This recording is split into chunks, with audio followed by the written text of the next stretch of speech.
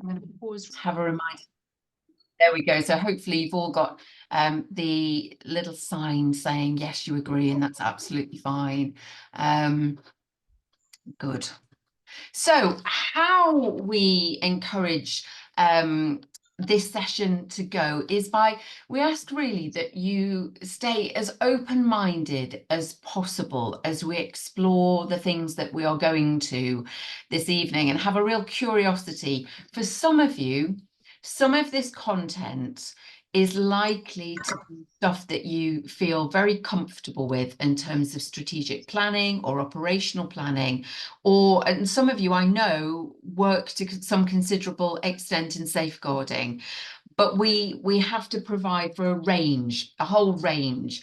So if you are very expert and experienced in planning and in safeguarding, please bear with, and please share when we encourage you to do so with others, the knowledge that you've got, the experience that you've got, to really help to support others within this important of the network as well.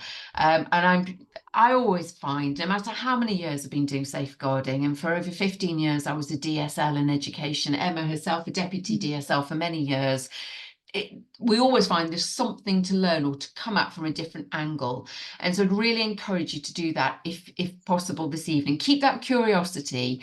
Sometimes the things we think we know change a little bit, and we evolve ideas over time and see things differently, and it's great to hear from other people, so please bear with.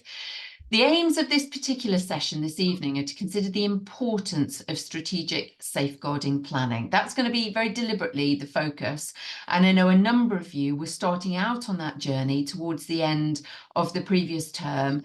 And if you haven't already started it, are looking to pick it up in this term. Term one can sometimes be very, very busy and can make it a bit tricky to start strategic planning. But term two can be a great time to do it.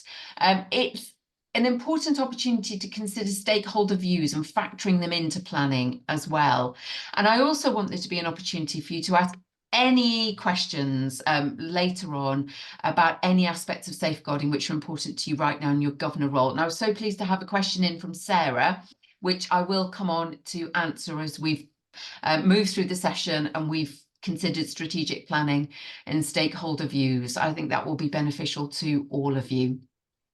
So that's the overview. Welcome to Melanie, who's just joined us. It's great that you can be here. And what I would like to ask really at this point is, what is the difference between strategy and operations when it comes to planning? Some of you will have done this, like I say, some of you may even have MBAs and you're thinking, well, it's obvious what the difference is between strategy and operations and how you put different plans together. But for others, it really isn't. And hands up, I myself, when I was working on a marketing qualification when I was probably, late 20s. I did my Chartered Institute of Marketing qual, and I really struggled for a while to get my head around the difference between strategic planning and ops management. And I remember my tutor at the time saying, you keep putting too much operational detail into this strategic plan. So I'm going to stop sharing for a moment and encourage you to share. What are the differences? If you feel comfortable putting your hand up and sharing any thoughts you have about the differences, please do, or pop it into the chat and we'll keep a lookout on the chat as well. Because if we're asking you to consider strategic planning, it's important firstly to know what do we mean by strategic planning. Roger, I've just spotted your message. So if anybody does have microphones on, please get rid of them for now, but mute yourselves. I'll see if I can mute as well, mute all at the top. There we go. That should hopefully help a little bit. And so, Charlotte, thank you. Thinking versus doing. Yeah, I like that. So with the thinking and the ideas, the big picture being the strategic planning very much, and operational planning being about the doing. Anybody else want to add to that? I think that's a very, very neat summary. Yeah, and I think. Leanne, please, sorry, I didn't see your hand. It'd be good to hear from you. That's fine. I think Charlotte's said it very succinctly there, but yeah, just thinking about for the strategic plan, those big overarching sort of buckets almost, and there's the actual action plan is every detailed action that goes into achieving those bigger ideas. Yeah, great, lovely. And I've got a kind of a summary overview I can share with you. Brilliant. So if we go from here, so in terms of strategy then, typically you'd be looking at it being longer term, 3 to 5 years. Some people are now saying because of the rate at which things are changing in the world, with us now having more access to information than actually cumulatively at any point in the history of humankind, that having a 3 to 5 year strategic plan can feel like an impossibly long period of time. But typically, a strategic plan will be 3 to 5 years. You'd expect it to be at least 12 months. And there'll be information that you put into there that you wouldn't necessarily expect to be radically changing after 12 months, unless there were variables that we simply couldn't imagine, a change of government beyond anything that we'd known before. Strategy is about how to achieve goals in the future. So it's not just the here and now, it's looking to the horizon. What's coming up? How do we need to be preparing for that? Quite right, as Charlotte said, kind of big picture thinking.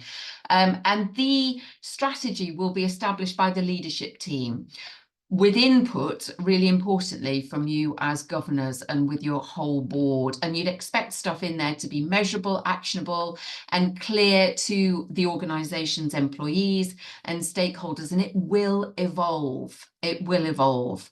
And you can help to determine the best course of action for the organisation moving forwards. Whereas operational planning, you as governors wouldn't necessarily expect to be involved in the how things are being delivered daily, weekly, monthly, or quarterly, but it is about that strategic plan being put into effect. So you certainly need to know and would have an interest in, is the leadership team, is SLT on course in terms of fulfilling the goals of the operational plan and the milestones that are in there? Are they doing things that they say they're going to do by the right point in time? So you might have, for example, September, all staff will have safeguarding update training by the middle of September. Have they done it? You don't necessarily need to see all of the detail of that, but at a top level, so you don't need to know, has everybody done EDI training? Has everybody done safer recruitment training who should? Has everybody done safeguarding? But you need to know, is the organisation on target for training which should have happened in September, for example, keeping that big picture overview on operations and how the organisation is running currently. So you've got this big plan. What does that look like in year one? What should the priorities be here and now? And implementing specific procedures following the strategic course. So that would be things around keeping children safe in education.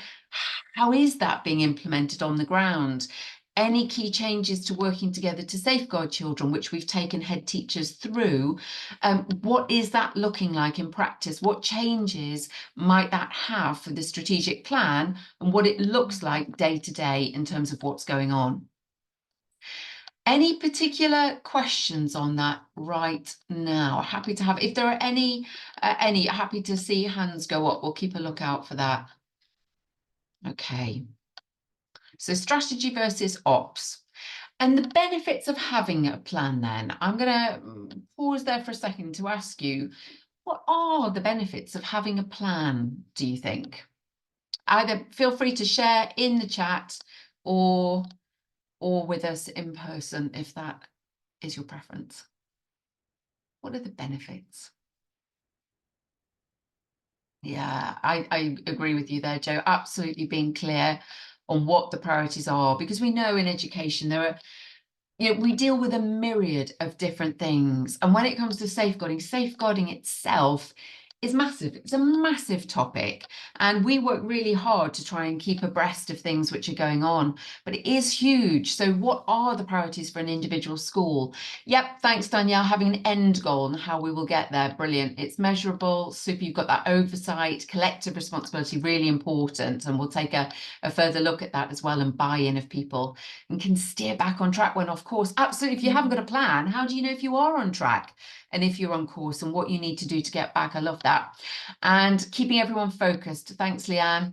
Totally. Ensuring people are focused on the right areas and have the right resources to achieve it. That's it. It helps to identify what do you need to achieve the plan. Understanding expectations. Great. It's bringing that clarity, isn't it? Clarity, focus, and the involvement of people. And are you on course? And Emma and I have done how many audits between us now? What, 4, 5 since June last year? 5. And each school has been quite different, actually.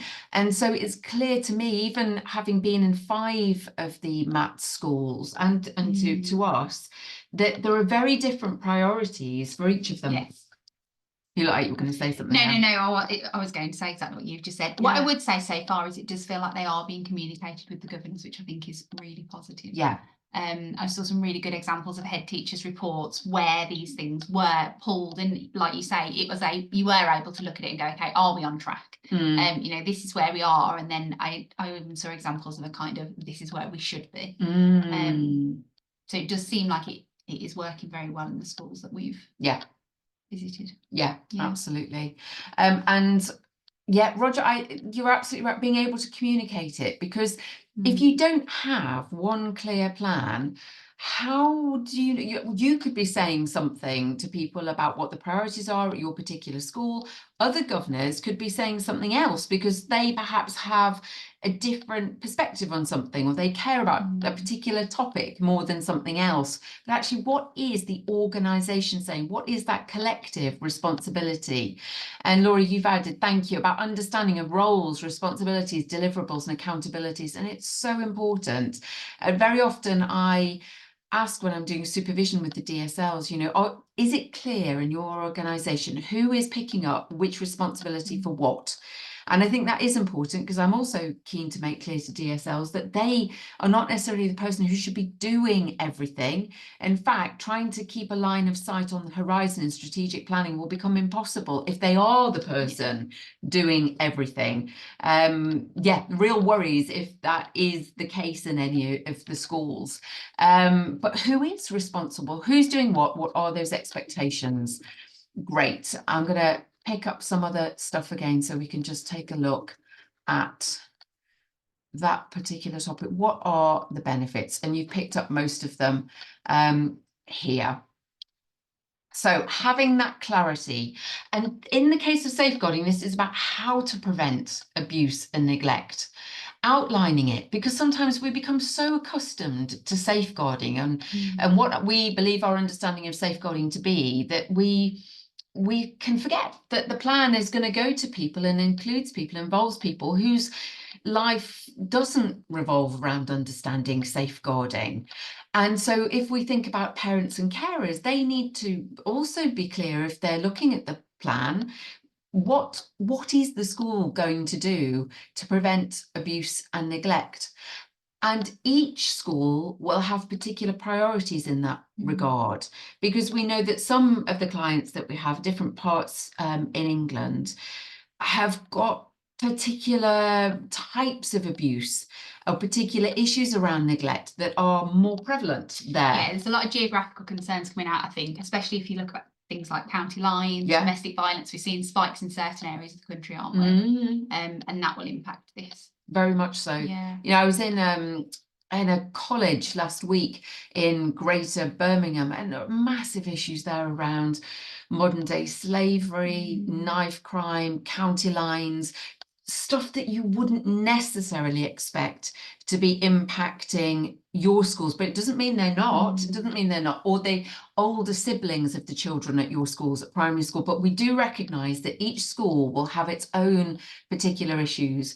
An issue for a school that doesn't have typically very many child protection or child in need referrals would be how well will the school respond if something like that happens? Because they can start to kind of think, oh, that doesn't happen here. How do you prevent against not seeing certain things happening and becoming inured to stuff? Because you think, oh, we'll be fine, we'll be fine.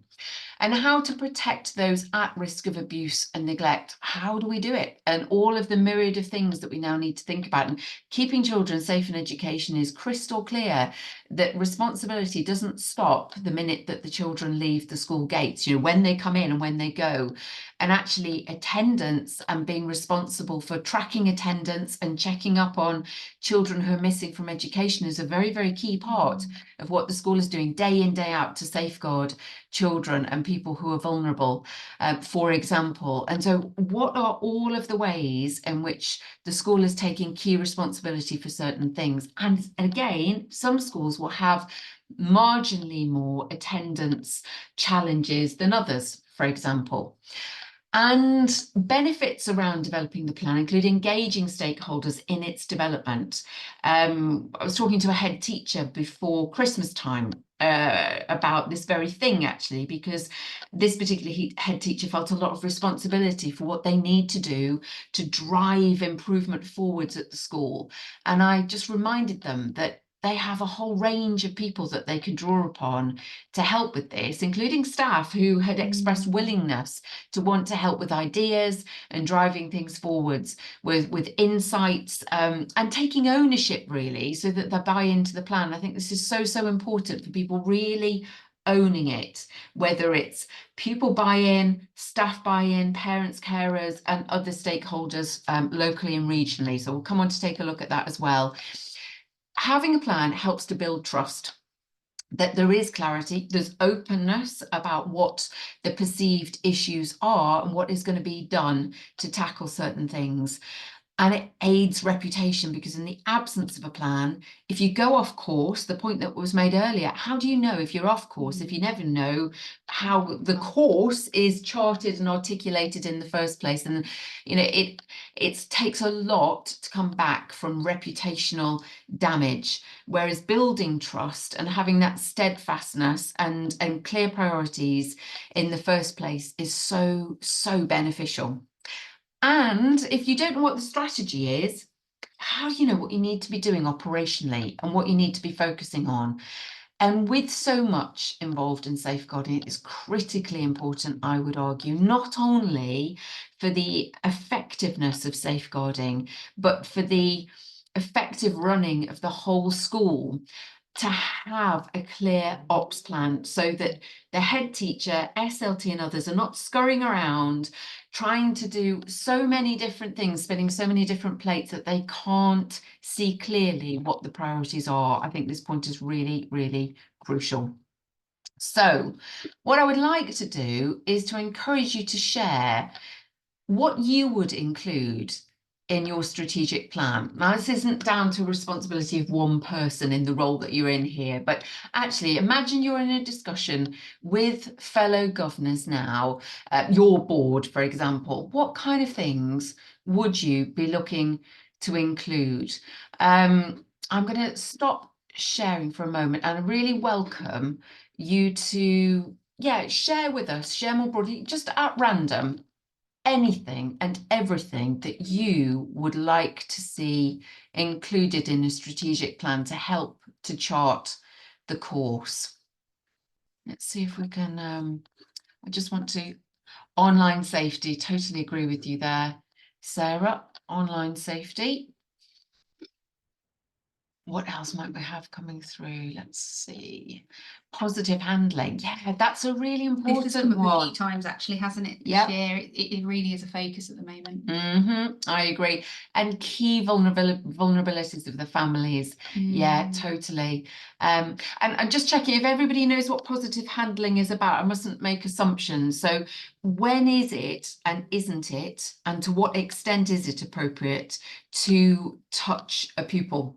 And an example might be if they were about to put themselves in immediate danger, or another pupil, or indeed a staff member in significant danger, it could be perfectly. Or a parent, actually, we've had it. Yeah, I've had a case this week where a pupil was so upset and they were quite physical with their parent on school grounds. Yeah. And to enable the parent to leave safely and the child to start their school day, Yeah. staff did have to use their positive handling training. Yeah. So it's important for you to know, have staff had positive handling training? And then actually, one of the things you might expect to see in your governor reports is, have staff members in a given term had to put that positive handling training into effect? Hopefully not. But if they did, you know, are they satisfied with how it went? And sometimes it's really, really difficult. You know, I remember I was training a group of people the other week. I was trying to remember where I was. Oh, it was at Staffordshire University. So it was with older students. And I was training student ambassadors. And I was asking them, you know, how would you handle a situation which you might need to intervene in the event that a young person was going to seriously harm themselves or somebody else? And they were giving some brilliant and very thoughtful responses about how to do this, but you don't necessarily know how you will respond. So interesting to see, have staff had appropriate training? Has it been put into use, and how has it worked? Let's have a look at some other things that we've got. So online safety, I'm starting from the chat. Absolutely right. Roles and responsibilities, yes. And what you could include is a reference to keeping children safe in education, where the role of the DSL and deputy DSLs is outlined. You don't need to have it copied verbatim, but noting that the strategy is being informed by who's responsible for what. Key vulnerabilities of the school, absolutely. Positive handling, training up an additional DDSL, I would always recommend that. If there is only one deputy DSL at the school, have a think about having another one, is what we would say. We are going to be doing some additional safeguarding training for a small group of people in the next month, because we've got a few new head teachers within the Multi-Academy Trust. So if you've got DDSLs or an additional DDSL that you're thinking of might like to go on training, it is a good time to get that sorted, because they can come into the training we're doing. So, you know, it's a lot more financially beneficial for everybody to do that, really, and come together. I'm just going to admit Louise there is rejoining us. And right, Roger, your question is really timely and links in with a question that Sarah had for me as well. So you've just completed the safeguarding audit, and does that inform strategy? Yes, it absolutely can. I would argue it also informs operations. So what you could say is, as you're developing your strategy, that you know as an organisation that key priorities for development, areas for improvement, include the following, and it's been informed by the audit exercise, the annual audit that you have to do for the local authority. Similarly, audits that others do could inform that. The diocesan audit that might happen, audits that we do, and the school will have the report. You as chairs of governors will have those reports, and it can inform strategy. And there will be, we always say to head teachers, where there are quick wins, get them as part of the ops plan, just do it. That will help to inform the ops plan as well. So then your question in monitoring becomes, you know, those things that were very easy to do as part of operational improvements following whichever audit, whether it's from us or anybody else, are they up to date with those things? And then leading on from this, Sarah's question around a safeguarding audit was, she'd been asked to sign as chair, to sign off the audit, and you know, what is she signing for? And so, because I haven't seen, in this case, I haven't seen a Baines or a Somerset audit document. The last one I did as a DSL was for Cheshire East. I spoke to one of the head teachers today who's just completed one of these, and I asked him to tell me what specifically it says on the bottom of the audit. And it's that the chair is signing to accept the audit outcome, whatever is detailed in there, and will be responsible for ensuring that any actions identified are put into effect, basically actioned. So that's what the signature is for. So you're accepting the audit as is to the best of your knowledge, and if you've got any questions or queries about what is in that audit, it's important that you ask the head teacher, and then signing to say that you will be, as chair, in your role as chair, overseeing that those areas for improvement or specific actions will be put into effect. Danielle, let's hear from you. Hello. Hi. I've just seen, I think it's Tori has asked about the termly safeguarding monitoring record. I currently use that, but I was told, I can't remember which meeting it was, it possibly was last year, that that's going to be adapted and changed, because all the things that we're talking about here, about positive handling, it's quite a lot of the areas that have been put on the chat and not included in the monitoring. Okay.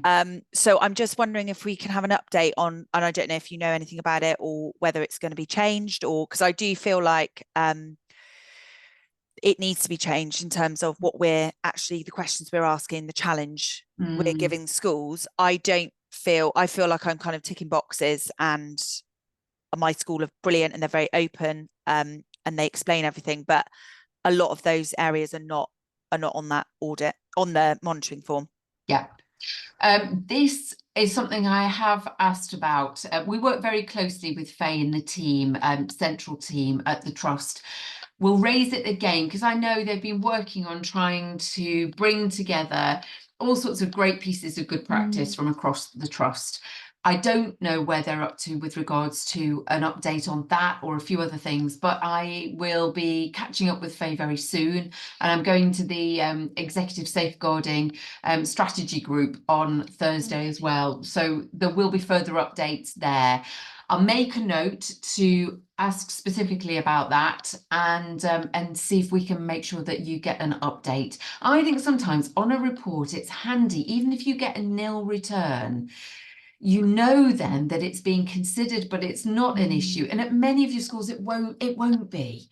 But at least you know it's being factored in rather than either accidentally or deliberately omitted for any reason. So yeah, no, we'll absolutely raise that. It's a really good point. Thank you.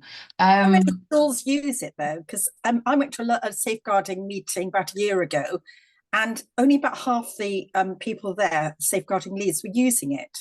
Okay. And I wasn't quite sure. I thought it was statutory that we had to every term go to the DSL, and then we went through the whole thing and then put timers on it.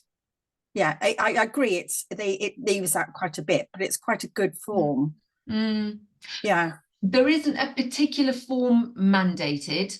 The audit absolutely is from the local authority. That's different. But in terms of a particular report style that you get, yes, the safeguarding monitoring record is the one I thought that we normally had to use.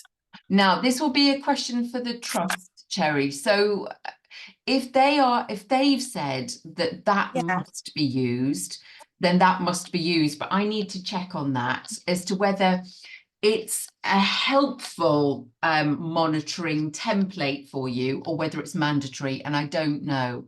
I have views about what's helpful to be on there, and we can certainly advise the Trust on that, but I don't know. So that's a question we'll take back. Is it mandatory, or is it there as a very helpful, useful guide as to the kinds of things that you could be monitoring? Yeah, it's a bit. At one time, it was told it was mandatory. Then you didn't hear much about it. And then we do use it though, and we find it really, a good one. Yeah. Good. And maybe so. Are there any of you on here who don't currently use the form? So thanks, Talia. Anybody else? Any hands up? Thanks, Melanie. So handy to know. Jerry, do you want to just share what kind of things are on there? So it might be useful for people to know, and then we can get a copy shared. Emma's making a note, and we'll pick this up with Fiona. I mean, the first thing is the termly monitoring is the number of live cases, the number at level 2, number 3, level 4, child protection, child in need, how many the school have, early help assessments, how many looked after children, those kind of things, children missing from education. And then it says by whom, when it's to be completed. And then have any other concerns been raised? I mean, things like the sea ponds and things like that. Yeah. And then we go for exclusions, any children alternative provisions. And then it says, has a designated safeguarding lead had time, resources to undertake this? Are the records complete? Is it clear? safe, yeah, all these things are the clear procedures for the visitors. You have to show evidence. Is the safeguarding section, the website up to date? Yeah. So every term where this is always checked, has the safeguarding DSL and safeguarding team attended all the meetings? When did they attend? You know, all these kind of things are asked. Then interagency training. What agencies have they worked with, the school been involved with? And then has the education awareness raising for the children, what have they done this term? And then, yeah, it goes on and on and on, really. Basically, I haven't got all of it here, but it's yeah, I thought we had, it covers, it's planning, Yeah, but then it's, you know, also it makes you really look at everything. I And like then that a lot. report it back to the other governors. So yeah, I think I should have about 5 pages. Oh, I have got, yeah. Anyway, that's a taste of what it has. Thank you so much for sharing that. And for those of you who either are not currently using it or maybe haven't got access, we'll pick up this very issue. I can see, Leanne, you've got a question. I'm going to come to you, but you're like, I was just going to quickly saying, it might come back to Leanne because I think it was Leanne that raised it potentially. Somebody said about things missing from that form, saying it's very useful, but actually there are a few bits that weren't on there. So it might just be worth raising what could be on there actually. And then when we discuss whether or not it's mandatory, we can see about how it can be used either as something that's mandatory and covers everything, or a template that makes sure we tick all the boxes. Yeah. So Leanne, I don't know if it was you. No, it was Danielle, but I've got the same point. You will have seen when you did your audit that my safeguarding monitoring actually has 4 files, because that report doesn't contain everything you need. So there were always additional questions that I'm asking. And to be fair, some of that is based more on like safeguarding trends that are happening, you know, within the community in the wider area. But yeah, some of them are on there. So there's quite a bit that's not included that could be useful. And also, I think we raised last time that yes, there are actions that come out of it, but there's no way of tracking those without going back into it and going through that whole form the next time, but then having to complete another one for that particular monitoring session. So the actions are much more reactive than a strategic plan, and obviously much more like an ops plan than anything else. But if we're going to make changes to it, if we could make the actions a bit more trackable, even if there was just a completed by date on there, just to make it really clear that actions have been completed for traceability. It's a really, really good point. And that would close things off quite neatly. It would be really beneficial. Thank you, Leanne. That's really, really helpful. Sorry, Danielle, you'd moved around in the grid, so I just lost track of who had said that. I'm really sorry. That's good. Thank you. So, Louise.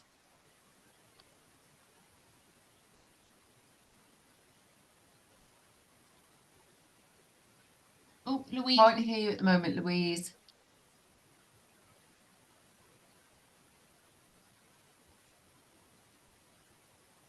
Sorry, still can't hear you. You look to be unmuted, but I don't know why we can't hear you. I'm sorry, Louise. Okay, pop it in the chat for us, Louise, and we'll come back to that because we want to hear from you.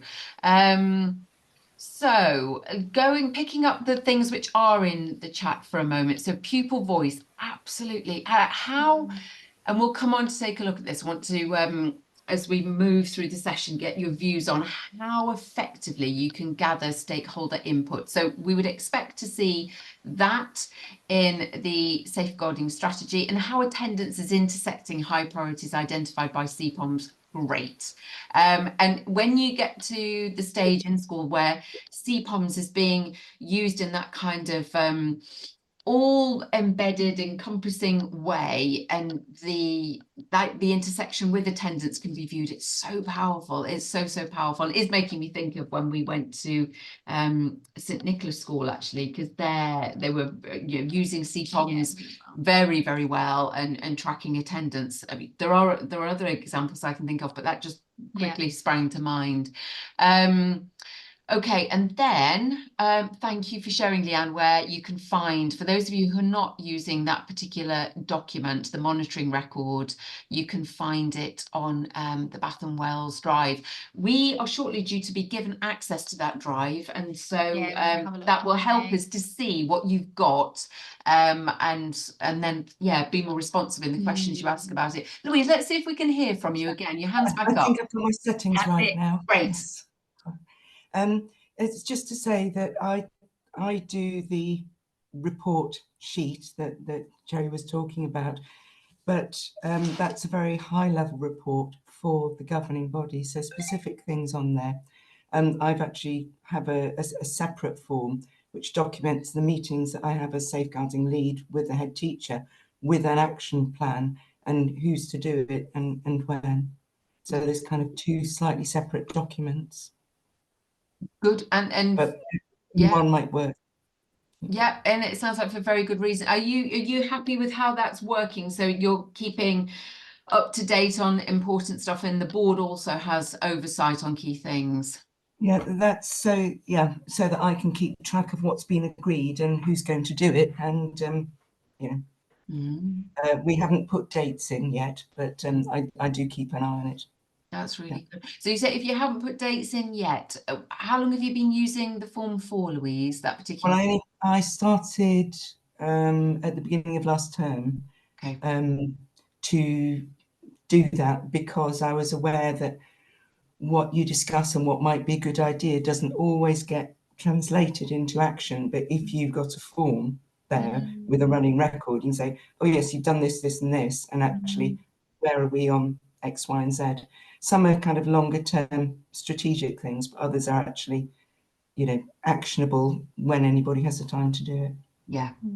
Yeah, and it's making sure where there are really useful and potentially beneficial things that can happen operationally, that the time is found. And if time is proving a problem, and I know in some schools, particularly where there are low staff numbers, just because it's a very small school, if you lose one staff member as a percentage of the number of your staffing that you've lost, it's quite considerable. And I would argue, and I always have actually, but especially in small schools, that capacity is absolutely critical to knowing that this stuff can happen in effect. Thank you for sharing that, Louise. That's really, really helpful. I'm going to come back to the chat a moment. So you've always used one Tory. Good. You've still got the local authority one as well. I don't know if anybody has been able to attach the form. Just checking. Okay. So Roger, you're hoping to get hold of that. Okay, and Linda, you were told that you didn't have to use the form anymore when you took over, and maybe that is the case, but we'll find out. We'll find out. And actually, even if it's not a mandatory form, it sounds like it could be quite a good template to use anyway. Yeah. So it doesn't necessarily need to be filled into the letter, but you might find it useful just as a guideline to see that you're checking everything. And actually, those geographical concerns can just be tacked on the end of that. Yeah. Yeah. Good. Okay, let's take a look at some other ideas around this. Let's come back to this just a second. And so you've come up with loads of these things, but things that I kind of was thinking about earlier, and the plans that I've put together previously, the strategic landscape that you're looking at, stuff that you can know. There'll be some things coming along the horizon that you can't know. We can't know what keeping children safe in education will look like in 3 years' time. But given what we know about it currently and how it's informing what we do, how does this play into strategic planning? But locally, regionally, and nationally, your planning is important as well. We will help with some of that local information and regional information with the work that we do with Bath and Wells. The local authority will help to provide some of this as well about trends, and nationally, what are we seeing in safeguarding that will help to inform this. And we know, increases in mental health. All head teachers are telling us across the board that that's having an impact. Parental mental health issues are having a real impact on young pupils, and seeing post-pandemic issues around social and emotional development and the impact that that's having. And it doesn't mean it will go on interminably, but foreseeably for the next 3 years or so, that will continue to be something that plays out and demands more support. There'll be heightened vulnerabilities and arguably, you know, more support and safeguarding duties around that. SWOT analysis, many of you will be familiar with this, but if you're not, it's looking at SWOT simply stands for what are the strengths that you've currently got, weaknesses, opportunities and threats. And you can do it as a very simple matrix of, you know, in one part, what are the strengths of the school vis-a-vis safeguarding? What are the weaknesses? What are the opportunities and threats? Threats that could come along could be, you know, a significant increase in safeguarding concerns. We don't know what the impact, for example, is going to be of artificial intelligence. We saw in the past week how the image of celebrities such as Taylor Swift, who I know is very dear to Emma's heart, was you know, traduced and put in a particular situation, and many tens of millions of people globally thought that that was an image of Taylor Swift sort of bound and trust and in a particular situation, but it was artificial intelligence. So one of the threats could be that we don't know. An opportunity could be the use of artificial intelligence for helping us with determining certain safeguarding trends and likelihoods. Don't know yet, you know, how it could play out, but that would arguably something that you'd put into your SWOT analysis. Strengths could be around staff knowledge, skills, experience, current capacity, or weaknesses could be any of those things as well. So whatever it is for your school, I'd certainly expect to see some sort of acknowledgement of those kinds of things in your plan. Data on the school's current and predicted position about pupil numbers, but vulnerability as well. You know, one of the things we always ask as routine when we're getting to know a school or a client is, how many pupils or students have you got? How many pupil premium? How many special educational needs? How many pupils and what percentage of the cohort with an educational healthcare plan? How many children currently on child protection, or what has the trend been for the past 3 years? How many are child in need? How many have a social worker attached to them? How many early help assessments have you got in place, or team around the family meetings? And so, because it builds a picture. And then what are the safeguarding priorities? And you've identified how important it is for a strategic plan to give priorities, otherwise you can be chasing your tail all over the place. What specific ongoing projects are there? We've seen some great projects taking place in schools we've been to already this academic year. If I think about one of the schools we've seen, an ongoing project is specific support for parents and carers for their mental health, so that it has a positive, beneficial impact on the pupils. That is something that's not only happening this year, it happened last year and it will be ongoing. That's a particular project that's kind of a flagship for the school for very good reasons that you'd expect to see in a safeguarding plan. How about you, Emma? I think we might be thinking of the same school. Interesting. So and then areas for development, and this could be around staff training, it could be around CPOMS development and use, and I know we'll have some new schools coming into the trust who won't have used CPOMS before. So an area for development immediately there would be around implementing CPOMS and getting people up to speed with the training and its reporting functions. And refining the use of CPOMS as well, I think is coming up in some schools. Just going back to the priorities around training, areas for development, actually, somebody mentioned in the chat earlier, training outside of the mandatory training. And I've seen some really good stuff in schools recently where they really are championing staff going on different training sessions, often that they've asked for, actually, because of a particular family they've worked with or a particular trend. And I think that's really important, because what that allows a school to do is have different people who are clued up on different things. So although we've all got the mandatory training in common, which of course is really important, if you've got somebody that's been on some specific training around, for example, positive handling, they can champion that in the school. And there's certain things that can be cascaded down, but you've got that person who's known for being really good at that actually, and that can continue as things develop. Yeah, that's where my head was going when you said ongoing projects.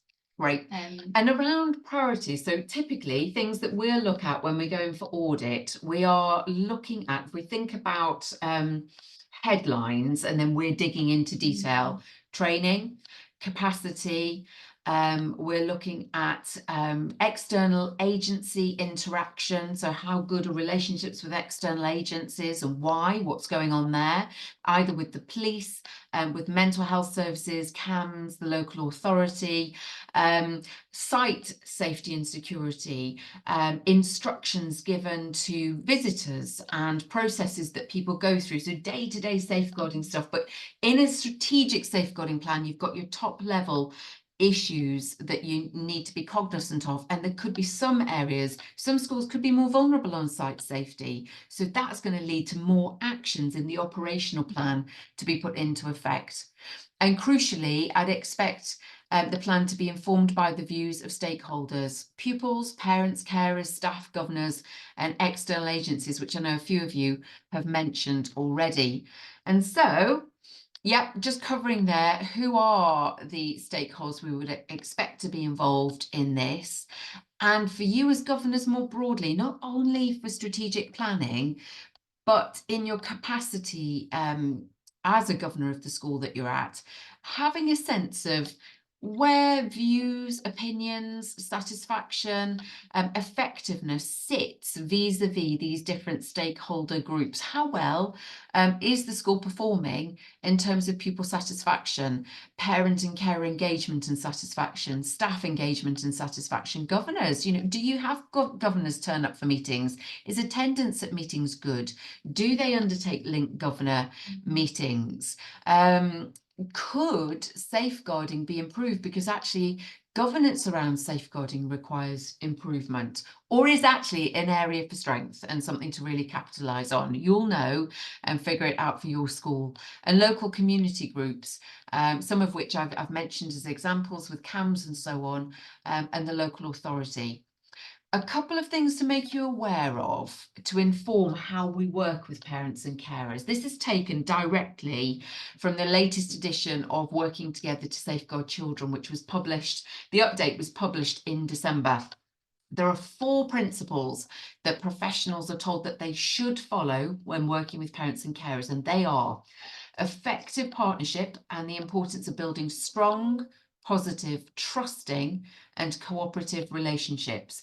And this is not just about if a safeguarding emergency or issue arises.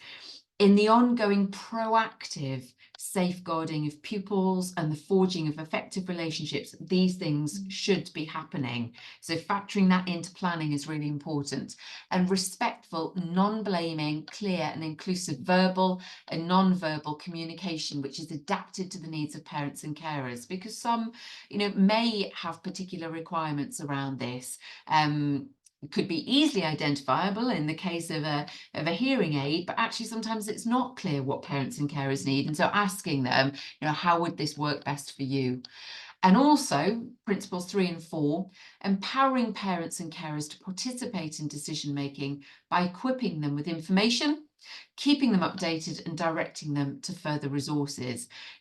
Many of the schools that we're working with in the trust, I can assure you, are communicating very, very effectively with parents and carers, in our opinion, via newsletters, ongoing emails, updates, regular calls home, particularly so with vulnerable families, and directing parents and carers effectively to resources and bringing externals in. But there's always the question around, could there be more? And could it be more targeted? Because what kind of trends are we seeing in safeguarding? Involving parents and carers in the design of processes and services that affect them. So with that context in mind, and all of your head teachers, you know, have been involved in updates that we've delivered around this, we then need to think about, okay, so what does meaningful engagement look like? How can you as governors, and not just you, but with the governor teams that you work with, engage meaningfully and effectively in gleaning stakeholder views? Not perhaps just one-time views for the purpose of safeguarding strategic planning, though there can be a role for getting snapshot views, but how are you to know what the views of pupils, staff, parents, carers, other community groups are vis-a-vis your school at any given point in time? I'm going to stop sharing just for a moment, she says, trying to find the mouse, because, click it, thank you, Emma, because I want to get your views on how you're currently doing this, and what more you might like to be doing about it. And I'll pick back up with the chat in a second. So whether you think you're doing it well or not, just sharing can be so beneficial to others. Danielle, I'll come to you. Hi. So we do pupil voice once, I know, maybe twice a year.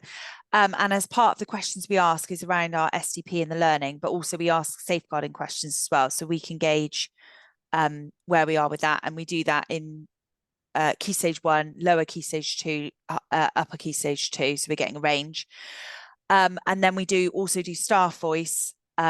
So we ask the staff about safeguarding procedures or in terms of their well-being, and do they have a chance to discuss things if obviously there have been some real safeguarding issues, that have they got that opportunity to speak to someone? And we also send out a parent questionnaire as well as part of that. So I feel quite confident that we cover lots of the bases. But obviously, if anyone else does anything on top of that, it would be great to hear what other people do.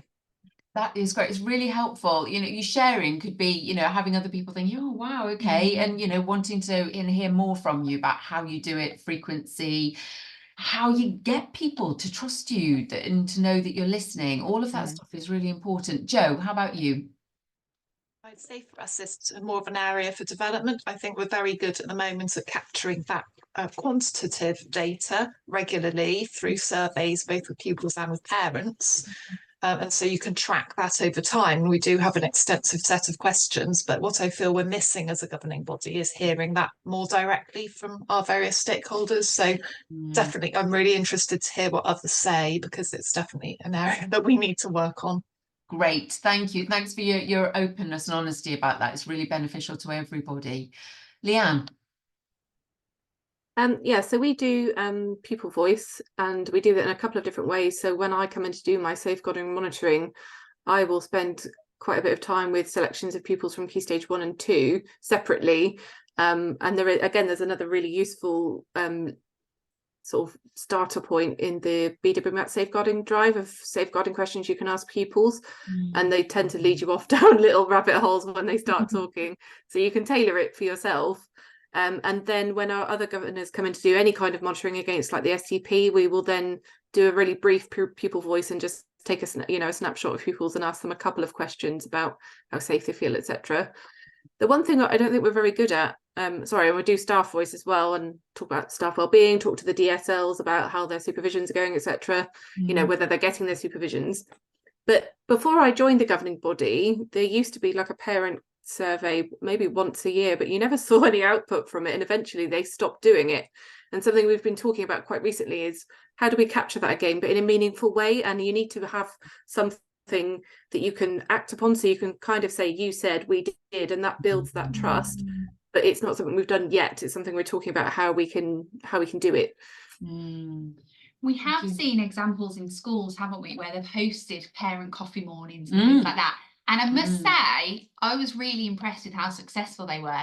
And it's not that there was a huge amount of people there, because there wasn't a huge amount of people there. There was a handful of parents. However, the richness of the conversation was really impressive. And I actually think having a small group of people affords us that sometimes. I think if you've got a hall full of parents and it's kind of, you know, after the nativity play, and we say, oh, can we just pick brains? You know, that doesn't work quite so well. And like you say, sending out the questionnaires, I can see in the comments here, parents don't really engage, and that's the risk. Whereas if you've got a couple of parents, even 3 or 4, that are willingly giving up their time to be there, and you know, they get a coffee and a couple of biscuits, but that's where the value comes from, because they've chosen to be there at that time, potentially because they've got something to say. But actually, in one of the ones we sat in, it was all dads, wasn't it? There were no it was no nice, mums, it was all dads, it was all males, and it was really interesting, wasn't it, to hear them talk, and the things that they were talking about, actually they were talking about the journey to school, the children's safety, how that's communicated in school,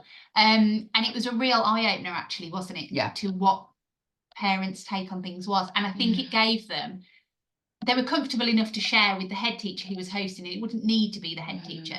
They were comfortable enough to share real honest opinions, and they were mainly positive, but there were a few that maybe were concerns that were acknowledged, and I think they felt really heard. Rather than filling in a piece of paper, they felt like, you know, this man is in front of us listening to us, and we'll be back in a couple of weeks for another cup of coffee and some feedback. And that worked really well. And again, it's a capacity issue. We've been in schools where they're struggling to, you know, put teachers at the front of classes because of illness or something. So I'm not suggesting that all schools have capacity to run a parent coffee morning every week, but it's certainly something to think about. We've started doing Feedback Friday. So at drop off, you can either talk to a member of the SLT. There's some post-it notes you can write on and stick on the board, or there's a QR code to scan if you're self-conscious about writing in front of people. And the questions are tailored every week. So at the moment, we're looking at our vision and values again. So last week's question was based around that, and then the feedback goes on the newsletter that afternoon, so parents can see the answer to the questions. Brilliant. Wow, that's amazing. That's so immediate, and I love that. It's wonderful that you're doing it pick up and drop off, because one of the things I was thinking most recently is the easier we make it for people to give feedback, the better. And if Charlotte, I will come to you in a second, but if I give just a personal example, last week I finished a course, and at the end of the session, the person who'd been mentoring us for 5 months sort of said, you know, how have you found the course? What's been most beneficial? And we gave our views. And 1 week later, she sent us a questionnaire to fill in. And my life in the meantime has moved on. I'm like, oh, I should really fill that questionnaire in for Kath, but I can't, I've got other things I want to do now. It was so much easier to just tell her what I thought at the time. And I think making it as easy for people as possible to have their voice heard, like at pick up and drop off, is fabulous. And I know in the case of your particular school, Leanne, parents do have to come and pick the pupils up. And whereas with some of the schools, that isn't the case, although it would only really be the older pupils who might be allowed to walk home. But because you've got that, everybody has to have somebody there to pick them up and drop them off. So, so what a great way to do it. I love that. Charlotte. I was just thinking, I've recently got an email from our head this week about some training that BAMES are running on exclusions and attendance and things, and I haven't seen that direct training opportunity from BAMES before, so I thought that's quite a good way to get the kind of messaging. And that integration, you know, that link with the local authority. I'm actually a child protection social worker for Wiltshire Council, so you know, it's quite interesting to see from both sides of the fence what the interactions are, and the limitations sometimes when you're a governor of what's out there and, you know, the availability. And I guess, you know, those Section 175 audits, I don't know whether there's a kind of collective voice we can say to BAMES, you know, what happens to those? What do you do with that data? What's the process of it? But why are we doing it? You know, I understand why we're doing it, but, you know, what do you do with that? And how can we make that better and increase that collaboration? It's just kind of thoughts. Charlotte, this has been something which has been cropping up in our supervision sessions with head teachers now for the past 2.5 months, because they've either known it was coming or they've been working on it. And I asked one of the head teachers today, you know, in practice, how long has it taken? Now, he's a very experienced head teacher and he's done many of these audits, and he said easily 4 to 5 hours. But he still doesn't know what happens with the audit when it's submitted. It's a statutory responsibility to submit it, but what happens next? And I said, I don't know. And the reason I don't know is because as a DSL, I used to complete those audits for the relevant local authorities in which I was working at the time, and I never got any feedback on them. And it would take me hours, and I'd have different teams of people searching for stats and collating things together, and it gave us a very interesting picture. but what did the local authority do with it? I don't know. And if there's any way, Charlotte, of you helping us to find out, that would be Yeah. amazing. Maybe I should go and ask what Wiltshire Council do with them. I don't know. Yeah. We Honestly, don't we'd see be any so of that. grateful to know, because we're trying to get to the bottom of it. And I think head teachers, if they can hear the why and perhaps how valuable that time that they're investing into that process is, and sometimes with their teams as well, it would give them real encouragement, because for some it's really tough. And I know, especially when they're new to it, or they've got their DDSL off sick and it's falling to them, and they're doing it at night times and weekends, and they just want to know, I think, is this making a difference in the world, or is this a bureaucratic exercise? Yeah. Someone has put in the chat that I think they do feed it into those local children's safeguarding boards, but they always seem to be a bit of those bodies that exist in the ether somewhere, and you never quite kind of, some lofty report that's of, I don't know. Yeah. Maybe it's a question I could go and ask. Thank you. Yes, please, that would be brilliant. Cherry. Yeah, we once had a safeguarding meeting for someone from county, and they said they actually don't look at them. But that's, I think it's mainly for us to see what we need to do, and that was what I glimpsed from what he was saying, that it was really for the school to it was almost like for us to work on. But the MAT are now wanting us to send it on to them, don't they? So they really want to see it. Yes, and so this time we are sending it on to the MAT. Yeah, for the first time. Yeah. And that will be really valuable. And I know the analysis of things in so far will be discussed at the executive strategy group meeting on Thursday morning. So it is important. I don't know at this point in time, given how hard head teachers have worked on some of these audits, I dare say that the local authority don't necessarily look at them. But Charlotte, if you're able to help with finding out from Wiltshire, that would be brilliant, because I do think they need a bit more encouragement on this. Right, I've lost track of the chat, so let me come back to that just a second. But if you've got any other pieces around what you're doing on gathering views in, that would be great. Let me see. I don't want to lose. You found the audit much more useful. Oh, good. Thanks, Leanne. I really appreciate that feedback. Thank you. We do. It's a real privilege to get the opportunity to go into a school actually and do an audit, and we're very, very aware of how busy the teams are, and they've got a million other things they could be doing other than talking to us, and so we want it to be really valuable and supportive, critically supportive.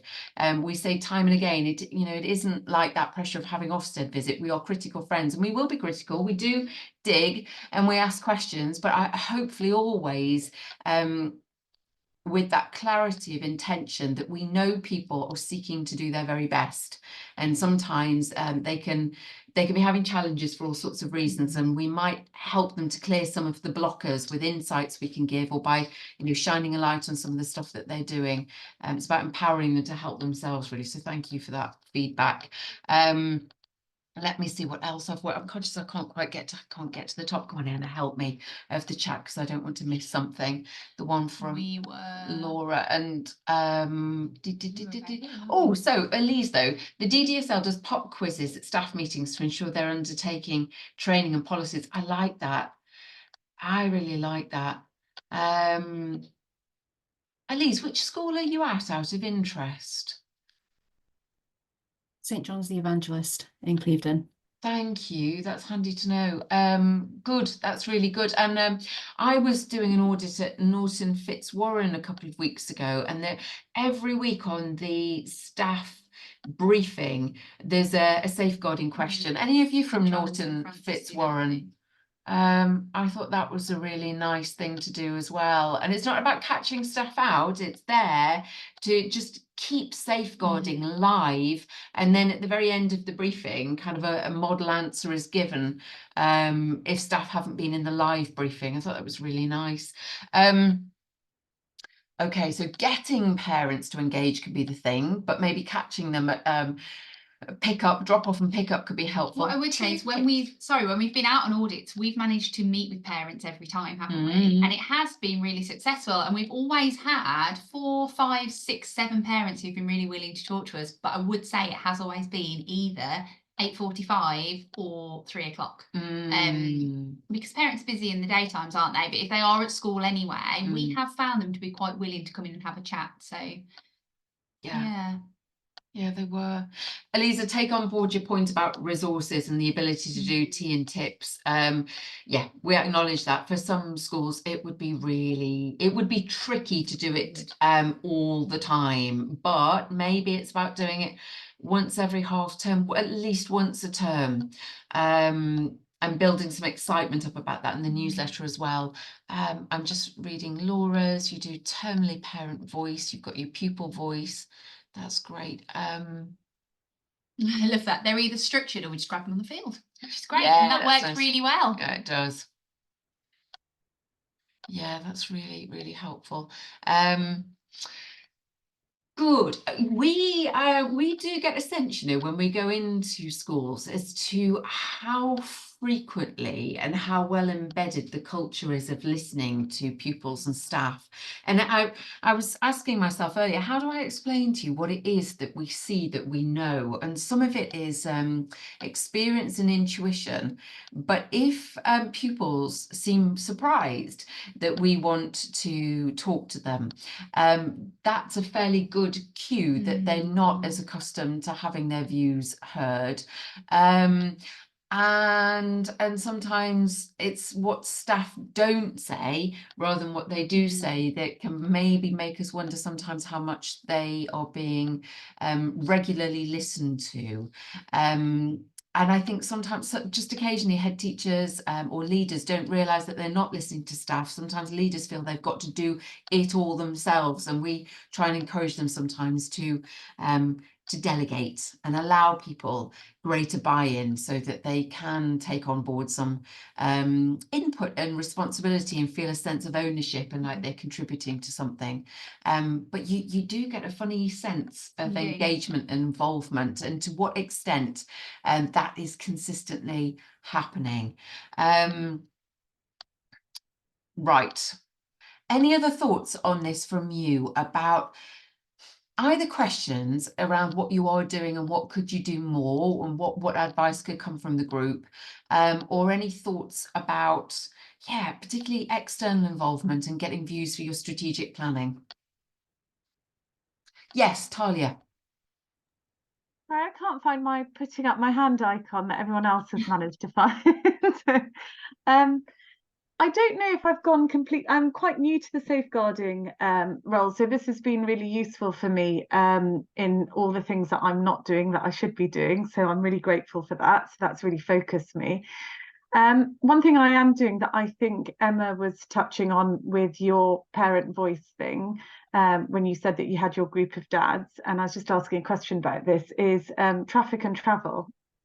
So I've done quite a big push on it, and I don't really know if it's my remit, but I have sort of subsumed it under safeguarding and got multi-agency involvement just because I wanted to relieve our head teacher from a constant kind of polarization between residents and school about it, and because I feel that there is a situation waiting to happen outside the school gates with pupils queuing into the road, and the usual issues with rat running, poor parking, congestion, manoeuvres, that sort of thing. So I don't know if that counts, or if that's something that is getting more into the operational nitty-gritty, and what people's views are about how much involvement, how much the school should be showing willing to get involved with that and help with that. What people feel with that, actually. Thank you. That's really helpful. I have some views around this, but I'm more interested in the views of others before I offer up. So any views around this from any of you, particularly if you've helped to get involved directly in some things? Louise. Really, just to say, we've got our health and safety governor is very involved and interested in green travel etc. We've built a lot of links with the local PCSO, and we've got a new beat Bobby, and the school actually has, as part of the school email to parents, asked them to park considerately, be safe. They've got no control over what non-parents do, but can influence them. But also there are various things in the offing in Bath about low traffic neighbourhoods and things, which we think will divert some of the traffic towards our school. So actually she has written on her own behalf, but I'm also going to email the Transport Governor about that, because I think it comes under health and safety and safeguarding, so it's possibly who has more time available. Yeah, and it can be really helpful to have the voice of the governing body in support of something like that, where you have that would be something you could identify as part of the strategic plan. You know, the proactively safeguarding and supporting the well-being of pupils is very much a part of your responsibility under keeping children safe in education. So whilst we're not on about child protection per se, as wider safeguarding, it very much is. Jo. Yes, similarly, our health and safety governor has been very involved in dealing with parking issues and relationships with local communities, which had reached a point where it wasn't getting anywhere. And in my capacity as chair of governors, I've recently written a letter to the executive portfolio holder for transport to try to get those parking issues addressed. Right. Because our school in Portishead, other schools have had all kinds of measures put in place to address these things, whereas those have been refused for our school for goodness knows what reason anyway. So I think it is a worthwhile thing, governors getting involved and supporting the head in pushing that through.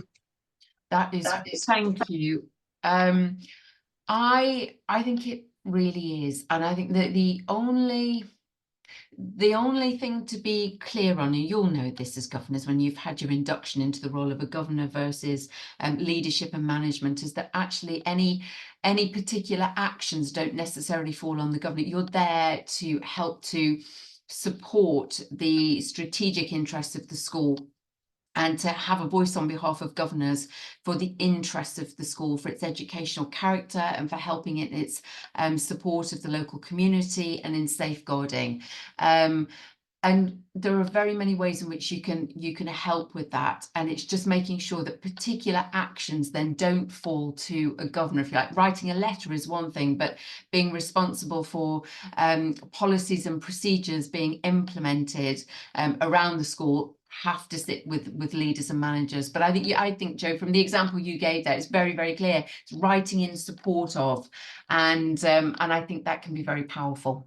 It was very much in the spirit of a point of escalation as well, after all sorts of other things had failed. Yeah, no, I think so. And it's reminded me, I'll come on to Louise's point in a moment. Just on this very point around strategic interests, I referenced before the latest principles for engaging with parents and carers from working together to safeguard children.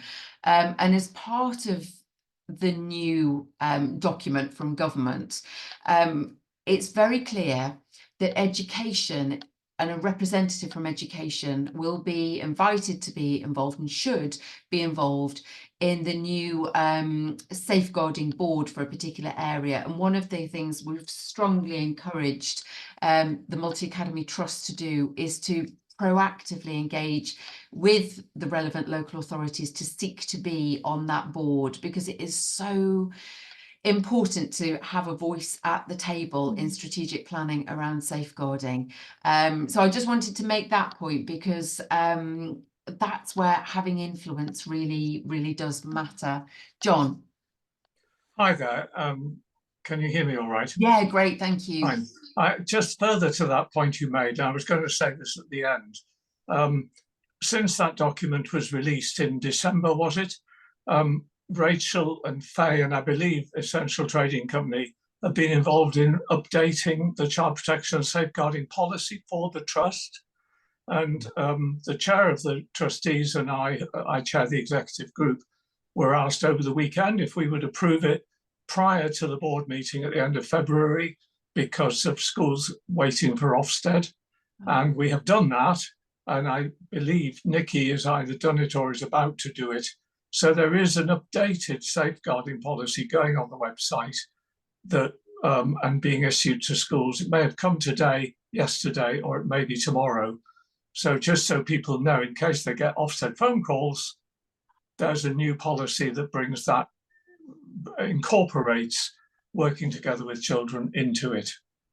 John, thank you. Emma responded to that on our behalf to Faye last week, which I was busy, so I was really grateful that Emma picked that up and reviewed the policy. I wasn't aware of the team seeking support. So I suppose on that timeline you've just said, because of Ofsted, makes complete sense. I just didn't know the why. So I'm glad you were able to respond as speedily as you did on our behalf. So that's really handy to know, and important for all of you to know that that is coming out. Thank you, John. That's really helpful. Okay. Thank you. Right, and Louise, so wouldn't that be sharing privileged information, as each family will then make assumptions about the other family issues? Louise, I'm looking around. So it's the tea and tips here. Tea and tips, Yeah, okay. just need to scroll back. So the idea that they're asking families who are facing similar. So it's for the idea that, for example, if you're asked to, if one goes to a breast cancer support group, when you go to that everybody else there is affected. I have to be honest with you, Louise, I don't think the team approach the parents and carers and say, well, we know that you've got family abuse, why don't you all come together and sit? It's more like, we've got children that have got SEND need, or reluctant attenders, or they're people premium. So they're not targeting it on specific safeguarding need, but they're targeting it more on as a group of parents, they can talk together about the struggles they have getting their children into school if they're reluctant attenders, or if there's this particular kind of like SEND need. And it's not compulsory for parents to turn up, they don't get dragged in, it's just offered to them and they don't have to go.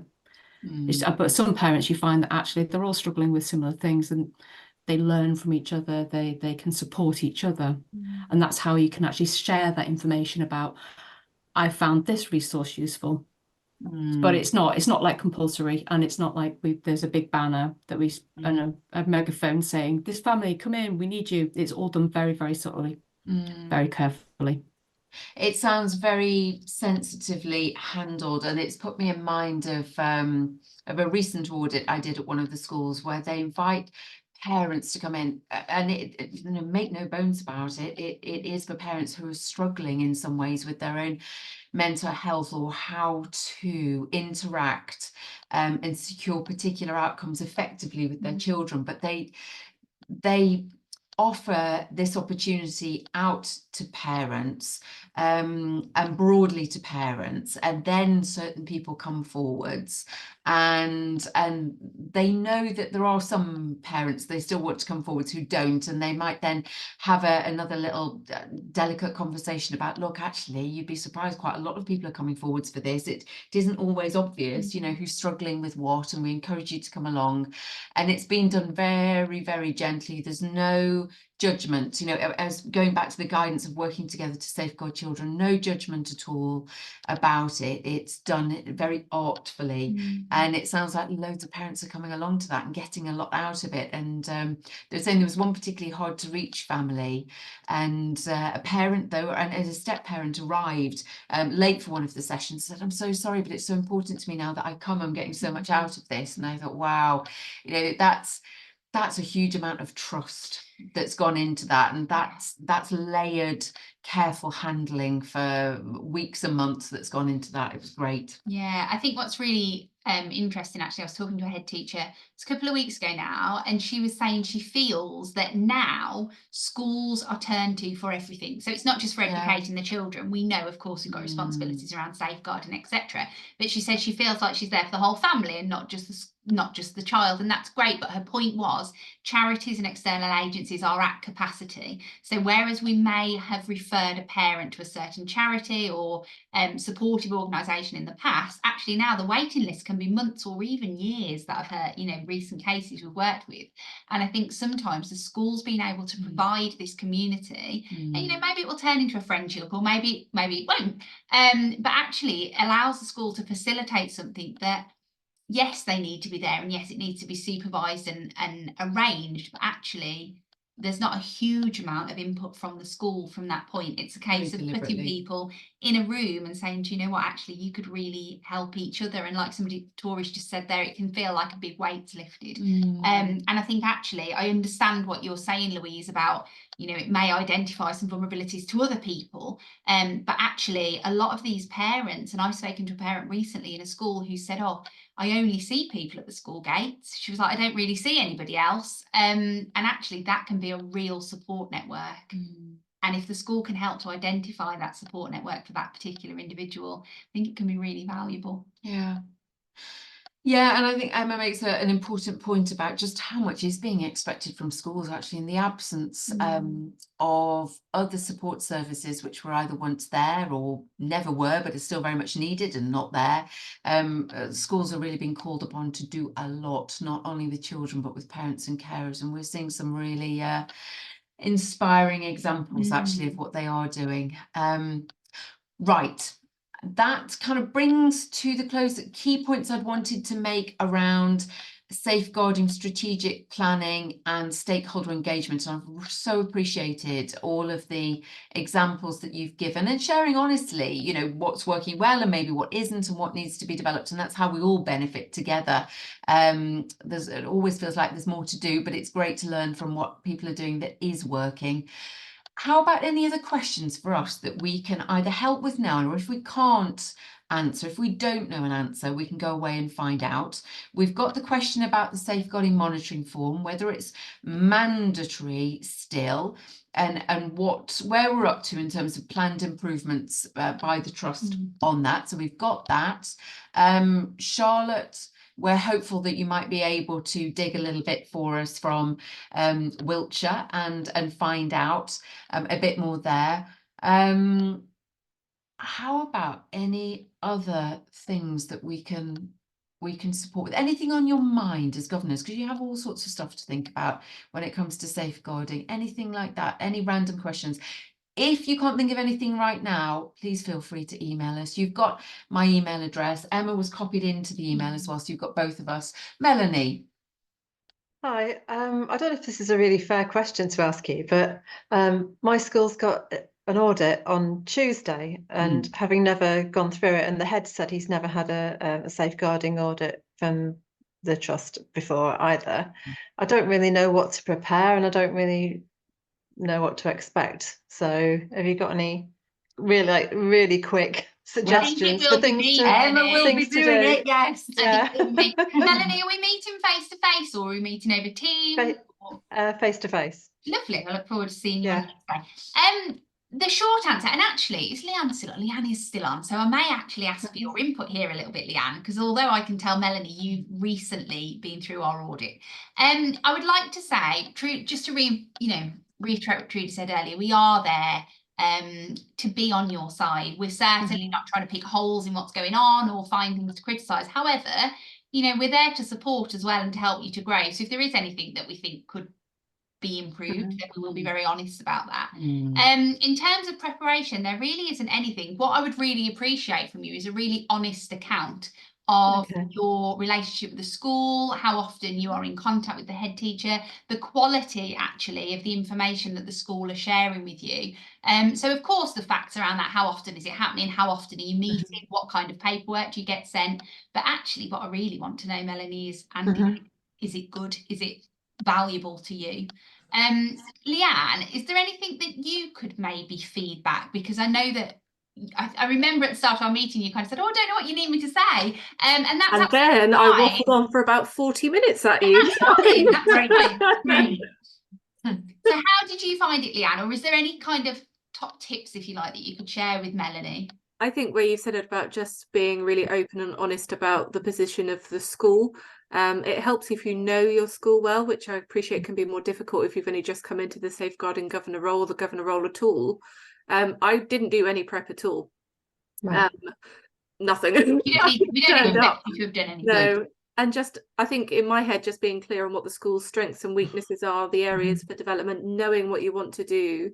Like you say, it's not seen as a negative at all. Trudy and Emma just aren't like that. It was just a, you know, what are you working on with the head teacher? And I just talked a bit about our last monitoring session, and the areas that we'd identified for development from that.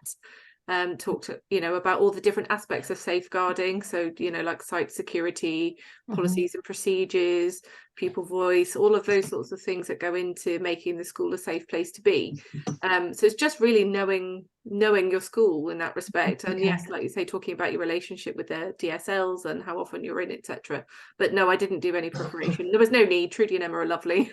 Okay, Thank brilliant. you, Leanne. And Melanie, what I would say, just to reassure you, I'm certainly not going to come in armed with any questions. So there's things I need to find out throughout the day, but there's nothing that I think, well, I must ask Melanie this and she must give me an answer. It's really not like that. It's very conversational, and you know, certain questions will take us down certain rabbit holes, and that's great, and that's how we get the information. But we're not, you know, we're there to see lots of different people, and that helps us to build up a picture of the school overall. It's not kind of a, you know, a tick box question exercise, so please don't feel that you need to prepare or have the answer to hand. And you know what, if I ask you something and you go, I don't know, that's absolutely fine. It's just not a problem. I appreciate your honest take on things much more than you being able to say, well, you know, I've pulled this from the website or I've researched this. That's not what we're there for, so please don't worry. The only part that is more of a tick sheet is when we're doing safer recruitment checks. Policies, procedures in place around safer recruitment and training records, because that either is there or it isn't. But that will be shown by office staff and head, so please don't worry about that bit.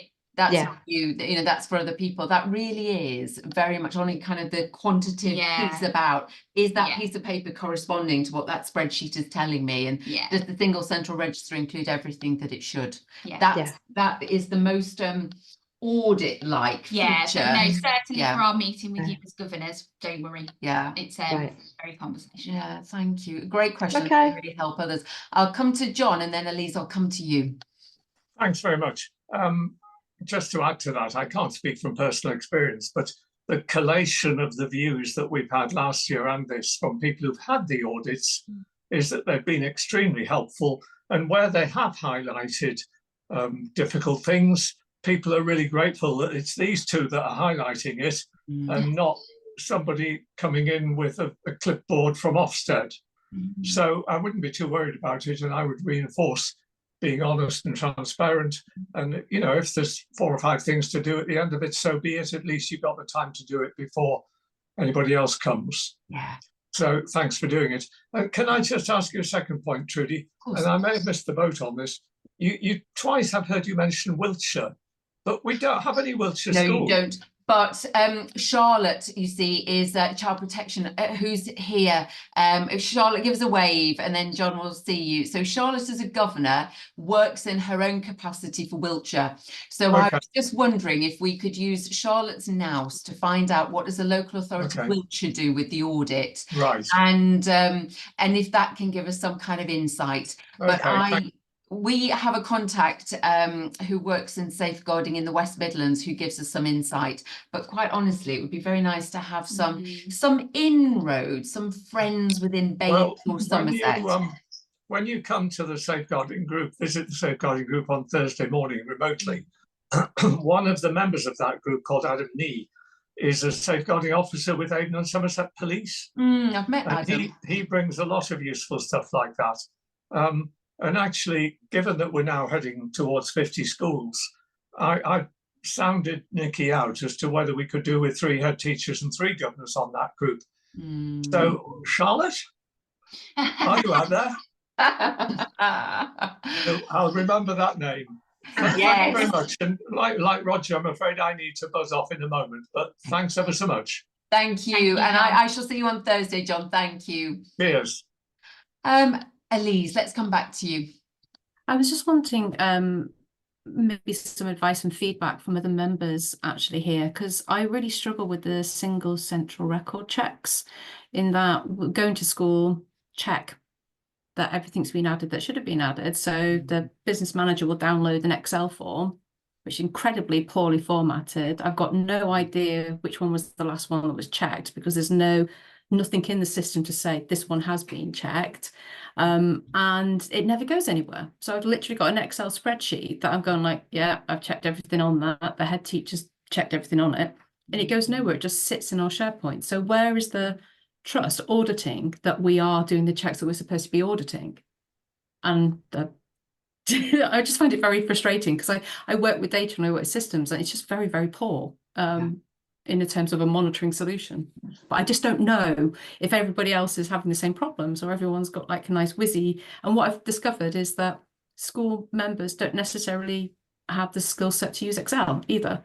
So when they're doing things, it's very sort of, slow. But I didn't know what anybody else was experiencing with those single central record checks. I mean, if I could Is it just chip me? in, if I could just chip in at that point without putting my hand up, I think it's fair enough. I went to do one in a school not so long ago, and I, similar to you, faced this huge spreadsheet with things hidden behind things, and what was I meant to tap onto and whatever. And when I went back and raised it, that I was advised that the thing to do is to talk to the business manager who maintains it, and do it through interrogating the business manager. What have they done lately? What was checked last time? You know, what have they put in recently, etc., etc. And I don't think the trust as a whole does monitor that you're doing that, because you're doing it on behalf of your local governing body. But, you know, every school has an assistant director associated with them, and it might well be something that you ask your head if you could come in and have a conversation during an ADE visit to talk about that and your concerns about that in your particular school. Thank you, John. And without, you know, too much of a spoiler for Melanie, you know, that could be one of the questions that we ask about in audit. And in a sense, the trust is putting its trust in us to do some of that checking. We're not auditing all schools this year, unless at the 11th hour we get invited to. We believe we're doing 10, with the prospect of maybe doing some more late spring into summer. But effectively, we are sampling whether the single central record is up to date at schools and who is doing the checking. So, Jo. I just, in terms of the single central record, we do as John just described, and I go by our business manager, but I certainly recognise what Elise says about the glitches, I would describe it as, in terms of the data is not pulling through properly from Civica into the Excel spreadsheet in the first place. So that's straight away, that's an issue, and we are feeding that back to the trust. But it does make it very difficult when you have reviewed the Excel spreadsheet, which then has to be pulled down afresh every time to track where you've got to in terms of your own recommendations or any follow-up actions. Obviously, you can just open up the last document and just talk it through, but it's very clunky. And it would be, you know, it does feel as though balls could be dropped. Yes, and actually I was just trying to remind myself where it was where we were doing an audit. You and I unusually were together because you were shadowing me together. It was St Nicholas where they had that very issue, and it was through with it. No, it must be mortifying for the office manager. You know, we were there doing the audit, and she's like, "Oh, that information, it's not there," and we could tell by what she was saying that she had put the information in. I said, just make sure as soon as you spot anything like that, contact the central team, the central HR team, because you want an audit record as well. You know, if Ofsted then come through the door the next day, you flagged something because you have faithfully inputted, but it's not being represented, and you know that there's an issue. We do check what the experience of business managers and office managers is when we go into audit, because we've had a couple of them mention about Civica. Some people say it's great. I had one the other week say it was absolutely great, no issues. If any of your office managers are not regularly going to the MAT kind of office manager, business manager meetings with HR, I really would encourage them to. Feedback was really positive, wasn't it? Yeah, they're getting a lot of support through that route, and where there are issues, I think it really helps if they're plugged into that network. So so I recommend that. Louise. Yeah. Just further comments about Civica. It's really clunky and doesn't work. And you also can't colour code on it. Yeah. So we're actually essentially running two systems so that they are on, it's done on an Excel spreadsheet so that the person putting the data in can go, okay, this is a new one, and then changes the colour when the documents are received. And then putting that all on Civica manually as well, so that it is held centrally, but for working practice, you know, she's having to do it on a separate record. And these are very experienced people. Yeah. And when we did complain to the trust, they very kindly supplied someone to help with it, but who just inputted all the wrong stuff onto Civica, so it all had to be undone. And it was even more time consuming. So, you know, the Civica system is terrible. Yes, in all my time in education, I have to say I have yet to discover a really great HR system. And if any of you know one, please let us know. And in a parallel lifetime, I think I'd love to create one, because one could make an absolute fortune if you got it right, because none of them ever is. But it's so important the trust keeps speaking to Civica about these issues, that it goes from school to the trust, from the trust to Civica, because it's not good enough. It's not good enough. How about any other questions or comments? Okay. Well, if there is anything subsequent to this, please feel free to email us. And we really value your feedback. We've really enjoyed, I think I speak for both of us. Yeah, no, I've enjoyed it. I'm getting enjoyment vibes from it. I feel like So I think keep I saying can, that, but it's because I'm reading the chat. So it looks like I'm off in my own world, but I'm reading the comments. I can hear little kind of yes, and nodding of the head from the side of me as Emma peruses the chat. So thank you so much for coming. We are loving working with your schools.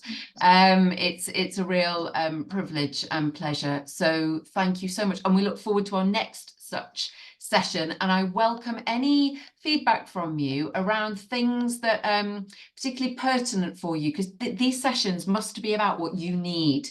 So tell us what you need. And we've got another session I know scheduled for Monday the 17th of February after half term. I'm going to be coming to lead on that, and I'm doing some planning with Fiona about that tomorrow as well. So but that's a different, that's not the next in this sequence, is it? That's not the next one of the online ones. It's not an online one, but I have been asked to do something with governors that is going to be being. Yeah, I knew that, but the next one of these is on the 21st of May.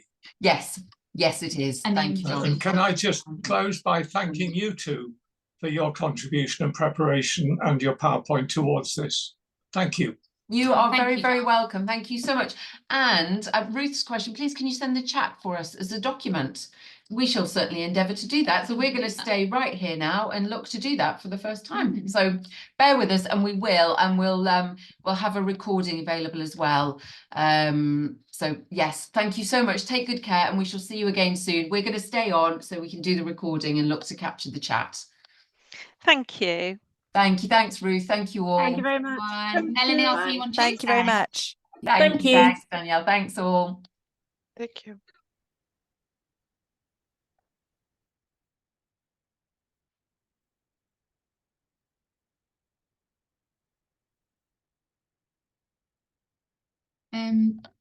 Right. Do we export up there? Oh, that would be good.